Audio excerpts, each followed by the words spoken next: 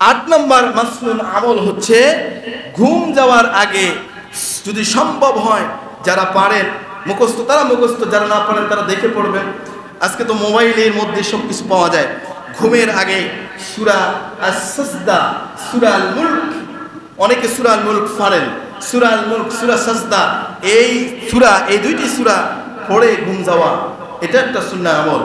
রাসূলুল্লাহ সাল্লাল্লাহু আলাইহি ওয়াসাল্লাম বলেন সূরা সাজদা, সূরা মুলক হলো, মুলক তেলাওয়াত না করে কোনোদিন রাসূলুল্লাহ সাল্লাল্লাহু আলাইহি ওয়াসাল্লাম ঘুম যেতেন না। সুবহানাল্লাহি ওয়া বিহামদিহি। এই দুইটা সূরা না পড়ে রাসূল ঘুমাতে যেতেন না। তাহলে এটা আমরা আমল করতে পারি, কারণ সূরা মুলক হলো কবরের আযাবের ফেরেশতাকে ঠেকানোর দোয়া। সুবহানাল্লাহ বলেন। যদি কেউ সূরা মুলক নিয়মিত পাঠ করে, তাহলে সূরা মুলক তার জন্য কবরে, তার জন্য তার মধ্যে বডিগার্ড হিসেবে দাঁড়িয়ে যাবে। আল্লাহু আকবার। তার বডিগার্ড হবে। সূরাটি মুখস্থ অথবা দেখে দেখে ওইভাবে আপনি পড়তে, তেলাওয়াত করতে পারেন।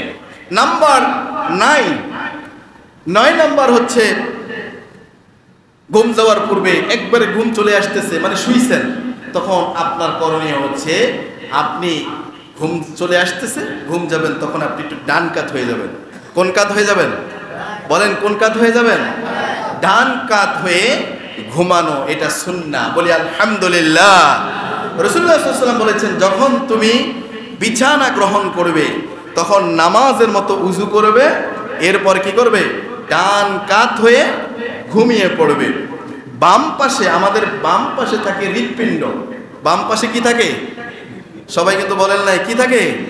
আমাদের বাম পাশে হৃৎপিণ্ড থাকে। এই হৃৎপিণ্ড থাকার কারণে সেজন্য বাম পাশে যাতে প্রেসারকে অনেক বেশি যেন চাপ না পড়ে, এজন্য ডাক্তারগণ বলেন আপনাকে কোন কাত হয়ে শুতে?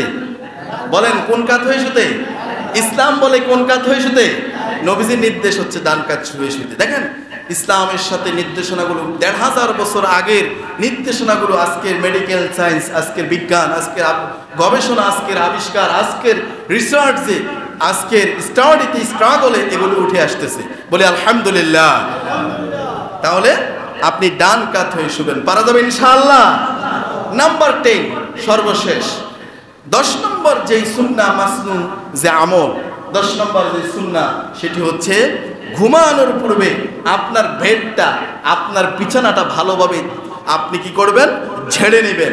আপনি ভালোভাবে এটাকে ঝেড়ে নেবেন, কারণ রাসূলুল্লাহ সাল্লাল্লাহু আলাইহি ওয়াসাল্লাম বলেছেন, নির্দেশ হচ্ছে তোমরা ঘুম যাওয়ার পূর্বে তোমাদের বিছানাটা ভালোভাবে ঝেড়ে নেবে।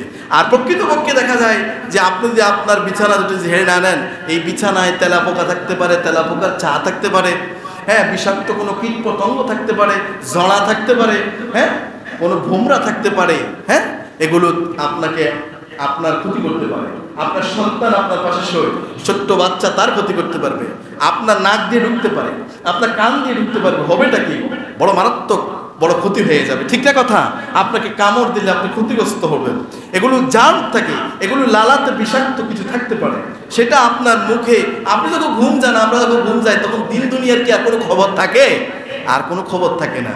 এজন্য তখন দেখা যায় অনেক সময়, হ্যাঁ, মশুরের কাছে আমার আঙ্গুল, আমার 1-2 বার এরকম হয়েছে, হ্যাঁ, আঙ্গুলের মাথায় এসে তেলাপোকা রাত্রের বেলায়, আপনাদের হয়েছে? এরকম হয় না যে তেলাপোকা এসে আঙ্গুলের মাথা খেয়ে এই গোস্তগুলো খেয়ে ফেলছে, কিন্তু কোনো খবর নাই, বেচারা আল্লাহর বান্দার কোনো খবর নাই। এমন হয় না যে সকালবেলা উঠলে পরে দেখা যায় যে ব্যথা লাগে, কেন ব্যথা, কেন আঙ্গুলের মাথায় ব্যথা কেন? পরে খোঁজ খবর পাওয়া যায় যে বেচারা তেলাপোকা সাইজ করছে আমার এই ঘুমে রেখে। ঠিক আছে কথা?